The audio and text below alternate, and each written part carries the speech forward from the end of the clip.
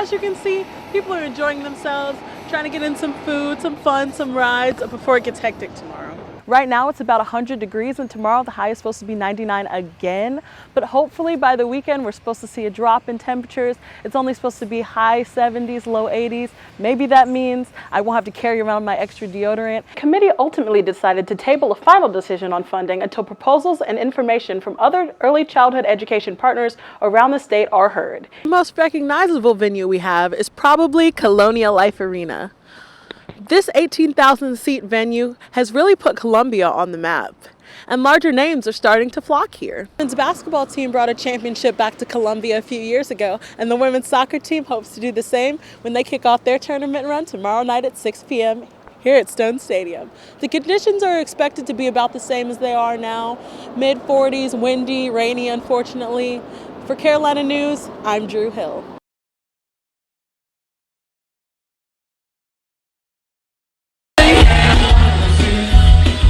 Music is a universal language.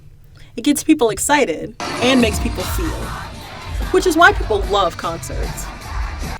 And any music fan wants their favorite artist to come to their city. Columbia is becoming a place that artists want to stop on their tours, thanks to venues like the Township Auditorium. The historic township has been standing since 1930 and seats just over 3,000. In the next year, it will host big names such as Diana Ross and Jerry Seinfeld. But the most recognizable venue we have is probably Colonial Life Arena. This 18,000 seat venue has really put Columbia on the map, and larger names are starting to flock here. A spokesperson for Colonial Life Arena, Lexi Boone, who helps with booking and is in charge of events, explains why artists enjoy coming to Columbia. The community supporting it, the staff servicing that show, that's what keeps them coming back. And thankfully, that happened. But some people think Columbia could do a better job, especially USC senior Kajal Patel. I think that Colonial Life could do better just because that is an option in college, it's a college town, and so if you have a concert there, I think they're gonna have attendance because a lot of college students are right here and it's within walking distance. So I feel like they could better market hey, we're a venue here that you could use. But planning a concert does take a while, and so much goes into it that acquiring even more shows may take time. Depending on the event, sometimes we're working on stuff more than a year out, 18 months out, depending on how big the tour is and if they want to announce the whole tour. Kajal has an idea of an artist she'd like to see come here. I feel like they need to catch artists who are on the rise, like Brockhampton. They're getting a lot of fame now with their new album. And while the staffs at Colonial Life and the Township Auditorium are doing what they can by bringing artists like Elton John and Post Malone next year, she may just have to wait until the next tour. For Carolina News, I'm Drew Hill.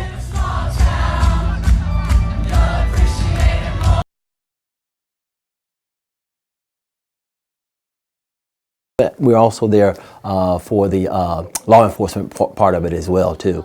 So unfortunately, when things happen at the school, we're there to enforce the laws as well, too. People in and around Columbia have noticed the rise in school threats happening in the past year. According to the Richland County Sheriff's Department Interaction Forum Arrest Analysis, school resource officers reported a total of 232 arrests for the last school year, with 20% of those arrests being initiated by the officers in the schools. But the Richland County Sheriff's Department School Resource Officer Program is doing what they can to reduce incidents in schools and ensure positive relationships between students and law enforcement and students and other students.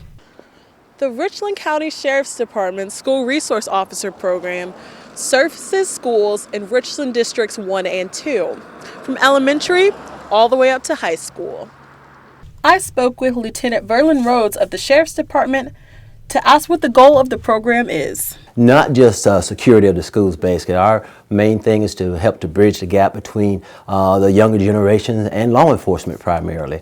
But I also wanted to know why this school resource officer program is different from others. We have educational programs that we're teaching young kids about how the different laws affects them. They can become productive citizens. We're there basically as a mentor for these young kids. We want them to see us as that role model. But while they are there to be leaders and role models, they also have to teach more serious topics. So have gun safety that we get a chance to talk to them about. We also talk to them about internet safety as well too. But of course, it really is about the kids and keeping them safe. And we try to help the kids to understand that even the minor threats are serious threats. We take them seriously. We're hoping that kids will realize that we're there to help them, not to hurt them.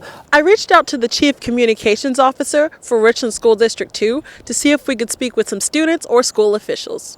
They did not get back to me. For Carolina News, I'm Drew Hill.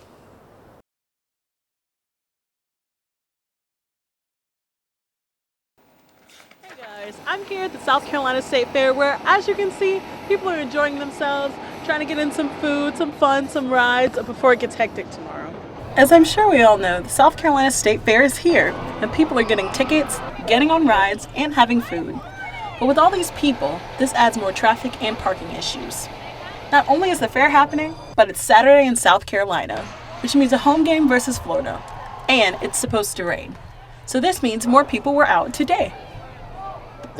Most people are going to hit us, tonight, and just so they don't have to deal with, one, the traffic, and two, the rain tomorrow. But also, for those of you who have fairgrounds tailgate spots, unfortunately those will not be honored, and you cannot walk through the fairgrounds as you would on a normal game day.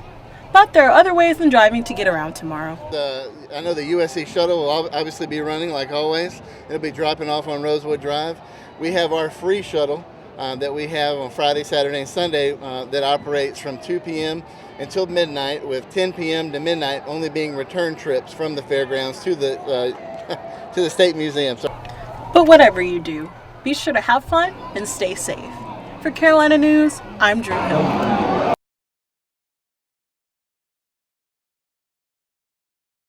A shooting incident in Southeast Columbia over the weekend is being treated as a murder-suicide. Deputies responded to a call around 3:30 p.m. on Sunday at a home off Banner Hill Road. They discovered 31-year-old Ariana Noble Johnson dead with a gunshot wound to the upper body, while 31-year-old Joshua Johnson was found dead with a self-inflicted gunshot wound to his upper body. The case is still under investigation. Israel Mukwamu isn't the only Gamecock football player earning national recognition. Javon Kinlaw was named to the mid-season first-team All-American list this week thanks to the Associated Press. The senior defensive lineman has 18 tackles, leads the SEC with 5 sacks, has 2 fumble recoveries, and a blocked kick, all in only 6 games. So last night, the Gamecock women's basketball team kicked off their season, and it was a record-setting win. This night was all about the freshmen. Freshman forward Aaliyah Boston became the first freshman and just the 7th player in program history to record a triple-double. And although the Gamecocks won't be in action tomorrow, don't fear, there are plenty of exciting college football matchups tomorrow since it's championship week. Each Power 5 conference will have a conference champion crowned by tomorrow night. In the Big 12, number 6 Oklahoma is taking on number 7 Baylor at noon on ABC. The SEC championship will be decided in Atlanta. Number 2 LSU is taking on number 4 Georgia on CBS at 4 p.m. The ACC championship is kicking off at 7:30 p.m. on ABC, featuring number 3 Clemson taking on number 23 Virginia. And the Big 10 championship game is at 8 p.m. Number 1 Ohio State is taking on number 8 Wisconsin for the second time this season. That game will be on Fox. Finally, tonight, kicking off championship weekend, the Pac-12, with number 13 Oregon taking on number 5 Utah on ABC at 8 p.m. The San Francisco 49ers challenged the Arizona Cardinals for a Halloween edition of Thursday Night Football. Maybe that's why the Cardinals chose to wear black uniforms? While the Cardinals did strike first, they were no match for San Francisco's explosive offense, behind Jimmy Garoppolo's 4 touchdown passes to 4 different receivers. Former Gamecock football players had big plays yesterday. Jared Cook's leaping catch on a Drew Brees pass in the second quarter helped solidify their 34-31 win over the Carolina Panthers. Cook had 6 receptions and 99 yards in the game. On the defensive side of the ball, Stephon Gilmore had an electrifying interception on a poorly snapped Dak Prescott pass in the Pats' 13-9 win over the Cowboys. And the beloved Deebo Samuel had a 42-yard touchdown pass in the 49ers' 37-8 win over the Green Bay Packers. The much anticipated college football playoff rankings are out courtesy of ESPN. In this first edition, Ohio State is ranked number 1, LSU number 2, Alabama number 3, and rounding out the top 4 is Penn State. In-state rival Clemson is currently ranked 5th. LSU is taking on Bama this Saturday at 3:30, and Ohio State plays Penn State on November 23rd.